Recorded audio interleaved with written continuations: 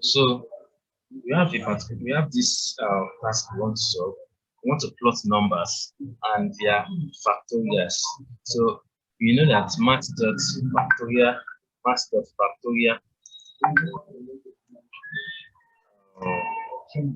math.factorial 5 will give us the factorial of 5.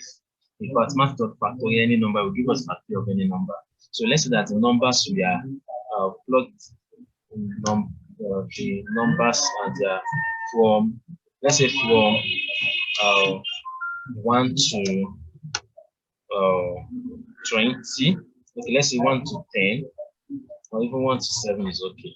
So just for us to learn. So how do you think you can solve this? We want to find the factorial of 1 to 7 as our y-axis, and we want to use it to plot it on x-axis. How do you think you can solve it?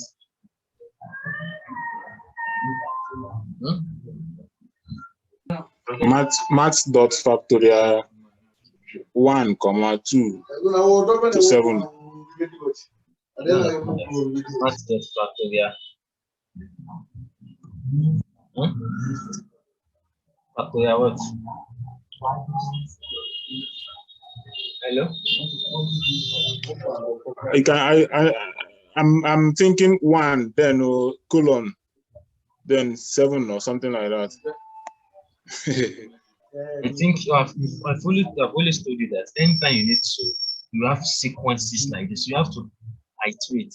You have to use your for loops. For I in.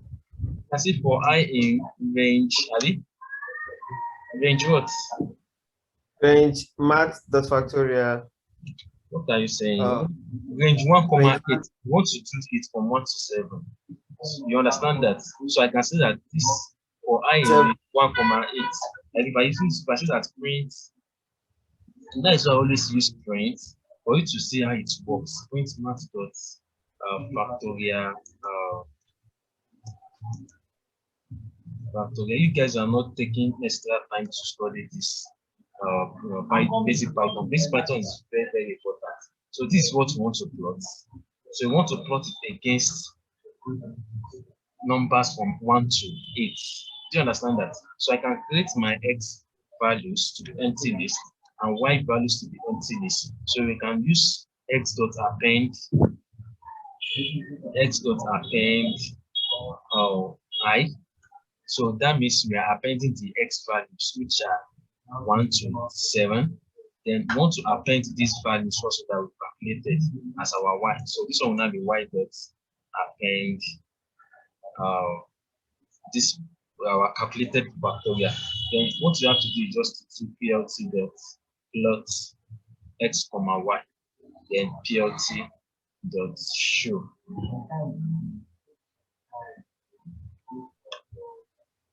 So you have something like this. So we can then format it better with plt.trigger fit size equal to fit size is an argument. So let's say that 10,7. So width of 10 and the height of 7. So you have your plot to be very big now. Then we also have, you can then style it very well and see that line width 1.5. So if I need to change the color, what will I use?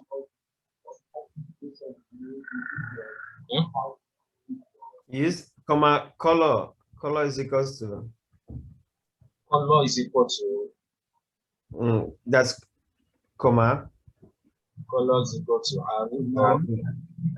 Yeah, R for red. So original. So original. Okay. If I need to set the X label, how will I set the X label? If you need to set what? X label. If I want to put this label at the X axis, what will I use?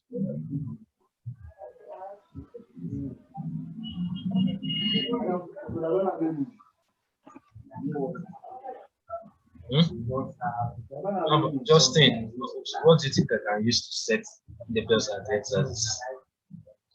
I think use PLT dot x level. So I can say x. So y-axis is also PLT dot y-axis. I can say factorial of x, factorial of x. Then there is this particular also function that I've not said, which is the font size. You can set font size to equal to maybe 12 or 14 or 16. You understand that? So you can set font size of your labels. So let me use something that will be more obvious. Let me say 20. So if you look at your X now, it will be very, very big. So I can say factorial font size of this also to be maybe 20. So do you see it now? So there's also font size arguments that you can use to change the font size of your text label. So I can also set the title to the title. I can say to the title factorial graph. Factorial graph.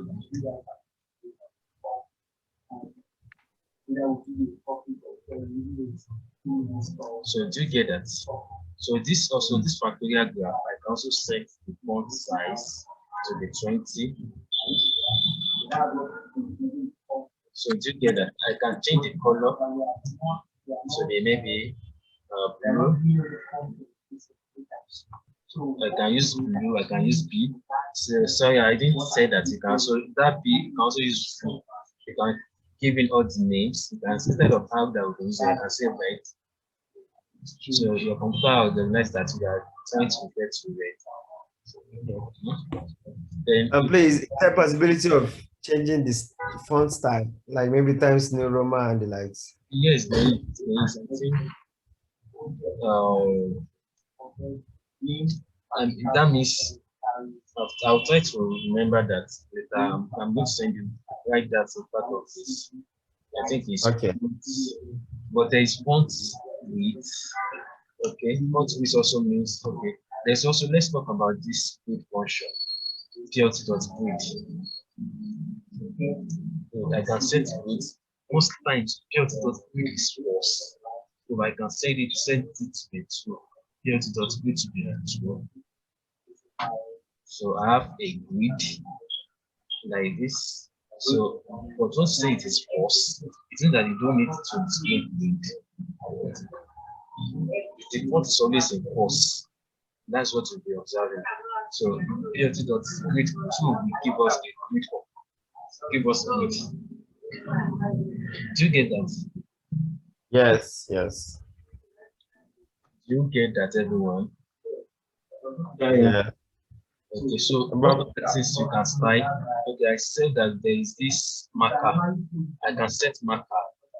So they made this O.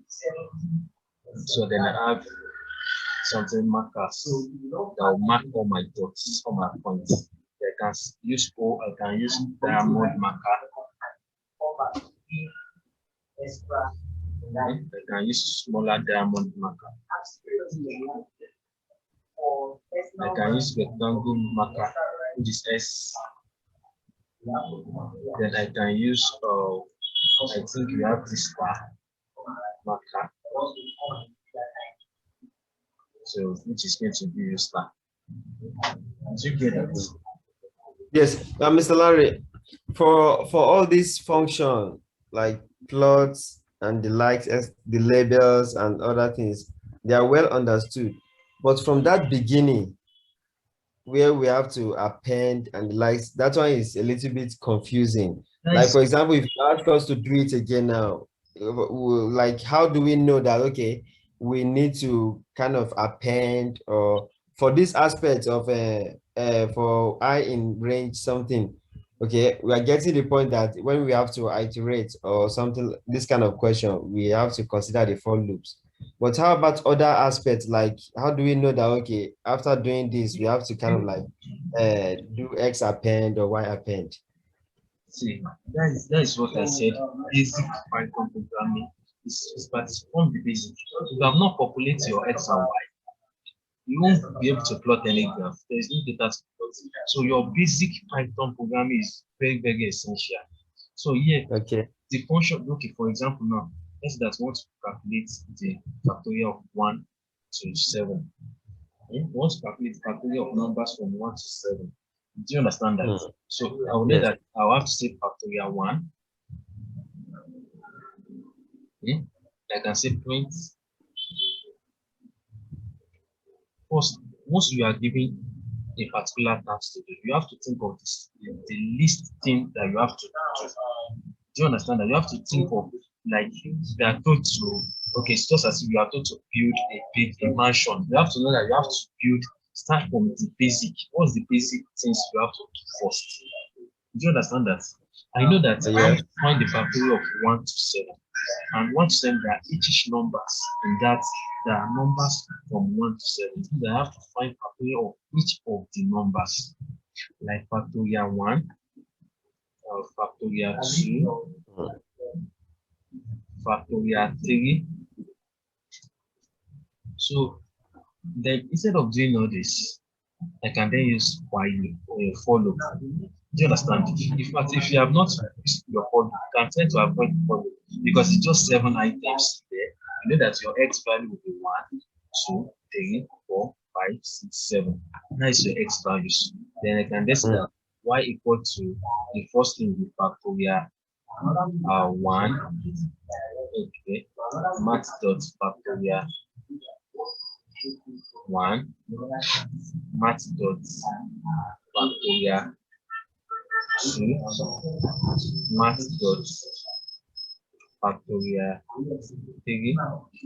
Max dot factorial 4.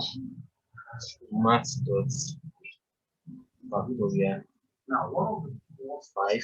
So once you write a code like this, people say that your code is not robust. It's not robust. So it means that you should have, instead of using math.factorial, for example, I'm giving like 1,000 items. That's how you just have to continue representing the values.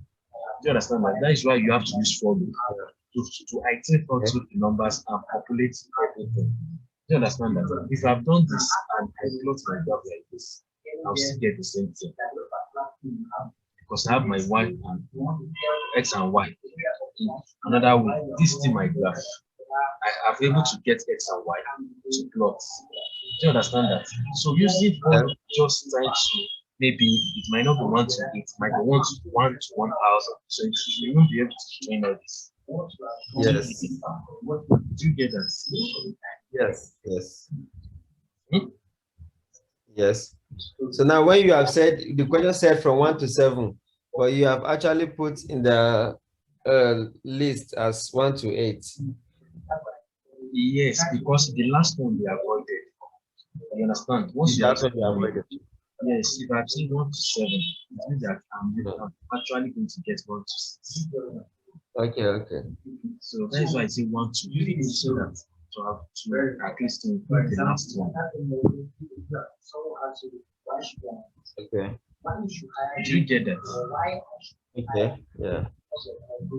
So the last thing we'll be doing today, regarding plotting graph, will just be how to plot 2 graphs on a plot. Make 2 graphs on a plot. So make 2 graphs on a plot. So